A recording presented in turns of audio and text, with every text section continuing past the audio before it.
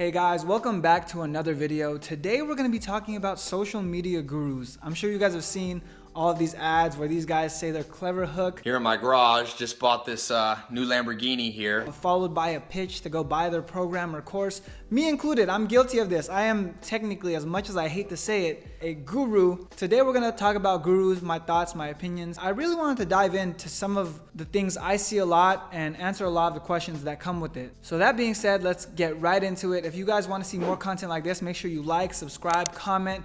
Do it for the YouTube algorithm. We've been growing this channel a lot, so I want to continue providing this type of content. Without further ado, this is my thoughts on social media gurus. So in order to dissect the guru, we have to start at what are they? What are gurus? What is this group of people that everyone hates? And a social media guru is essentially those guys that you see online that do these ads to sell their programs. A lot of them try to be motivational. Some of them are motivational. Some of them come off the wrong way, which are the ones that I think that ruin the entire thing, where they feel like they're better than someone. They treat people like they're less than them just because they're making money and the other person is not. So there's a few different classifications of guru, but for the sake of this video, we're gonna say a guru is someone that sells a program that teaches you how to make money online.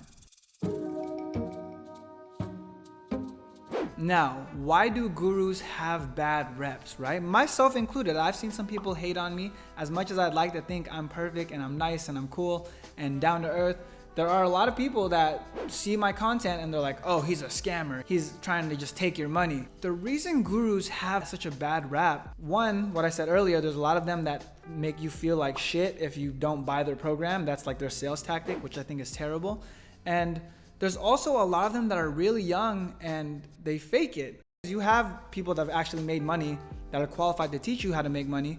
And then you have young people who are trying to make a quick buck. And what they do, they fake their entire life. And I've been accused of it many times.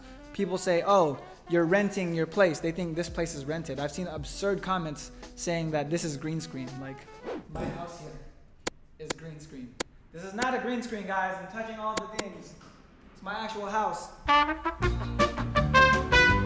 But with that being said, there's a lot of kids that do get Airbnbs or they rent fancy cars, do whatever they need to do to sell this lifestyle. And from there, they use it to sell their program. And because they don't actually know how to make money, they end up scamming people. That's why a lot of this entrepreneur stuff, this guru stuff has such a bad rap, is because you have a lot of people faking it, a lot of people with terrible attitudes. They almost ruin it for the rest of the people in the space that genuinely want to help people. Not only that, a lot of them are really, really young. It's one thing to listen to someone like a teacher or someone you respect. It's another thing to be taking advice from a 17-year-old about life. It almost doesn't make sense. It's counterintuitive. I know this because I made money at a young age. I was 23 when I started making money. And one thing I've learned how to deal with as I've gotten older, I'm not that old yet, I'm 25 right now. But as I've gotten older, as I see a lot of these young kids pop up telling me what to do. We normally don't want to listen to a kid that's 17 years old telling us what to do. It wouldn't make sense. We don't want to do it. It's against our intuition. And when these kids are acting like they know everything, it's hard to believe them because you're 17. How are you going to have all of this life experience already?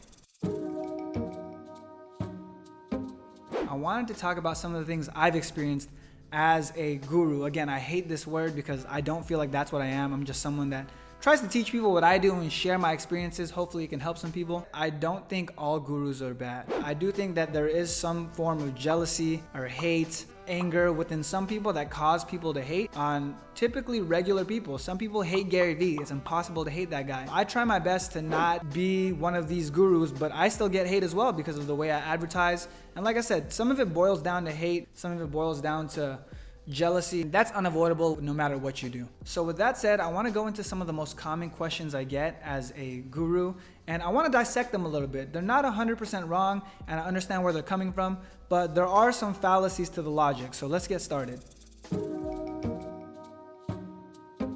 This is one of those questions where it makes sense, but when you really think about it, it doesn't. Here's the reason why. For 3 years, I created content with free value, asked for nothing in return. I was just doing my thing, just creating content, providing value, doing as much as I can. Eventually, I started questioning it. I was like, why am I creating all of this content in exchange for nothing, right? People that create content no matter who they are, all create content to get paid. It doesn't matter if you're a YouTuber, it's free content, but they're still getting paid. It doesn't matter if you're Gary Vee, who doesn't sell a program, he sells consulting, which is the same thing essentially, just at a higher ticket. No matter who you are, it's pointless to create content and provide value unless you're going to monetize it. So eventually, I started selling a program. And the reason I started doing this is because it was stupid not to. There's a difference between being nice and not a scammer and a good person and being stupid. It would be stupid for me to build this massive audience and not monetize it. One of the most common questions I got, what do you do? Can you teach me what you do? How do you do that? How do I make money? I was like, you know what? Let me finally create something where I teach people what I do.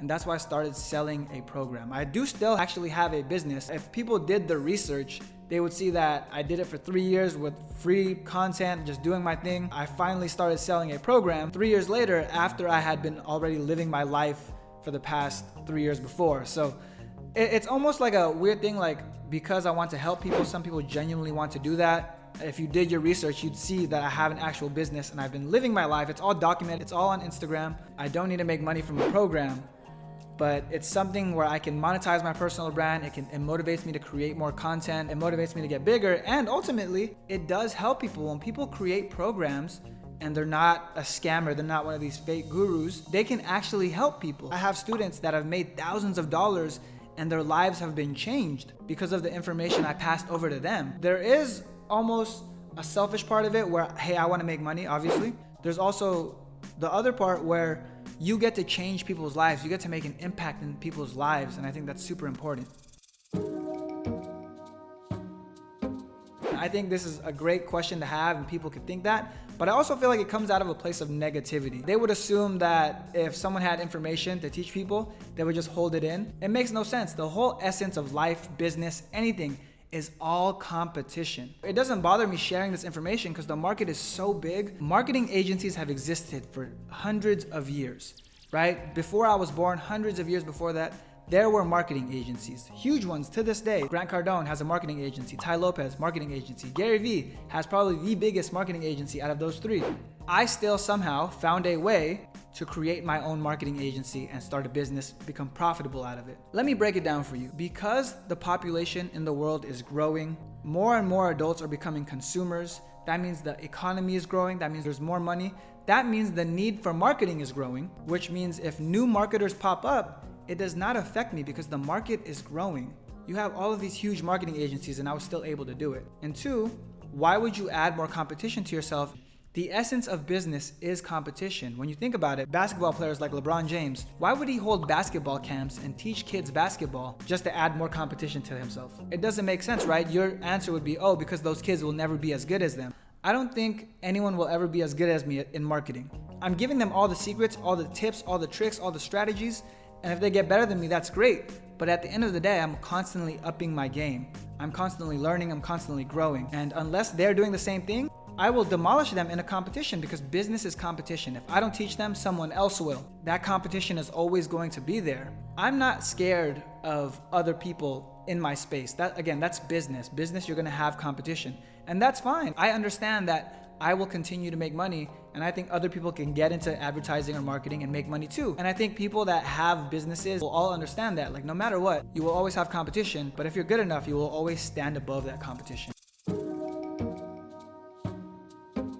So with those out of the way, I want to move on to my final thoughts about gurus. The truth I feel about gurus, and that's the fact that they're not bad. I think gurus actually do a lot of good if they are actually the right people. A great example, like I said, Tony Robbins changes millions of lives. Gary Vee changes millions of lives. Ty Lopez changed my life. He was my actual mentor. He's more than a guru to me. He's not someone I saw on the internet. He's someone I met and spent a lot of time with, and he changed my life. And if I'm speaking from experience, I know my content has changed a lot of people's lives, but more than that, I have students with tangible results that they can show, and they thank me because I helped them get out of a place they didn't want to be. Are gurus a scam? Are all gurus a scam? No. Are they necessary? No. But the fact is, they do more good than they do bad if they're the legit ones. I think it's really up to you to do your research. If you give a 17-year-old thousands of dollars to teach you how to make money without doing research on who this person is, it's your fault you got scammed. It's not their fault for scamming you. It's your fault that you got scammed. So you have to do the research. And I tell a lot of people this when they question me. I say, hey, Look at my social media. You'll see me being a broke kid to someone with money to someone that changed their life and started selling a program to help other people. But there was a gap in between where there was no program. It was just me, my business, and I was having a great time. I was living my life.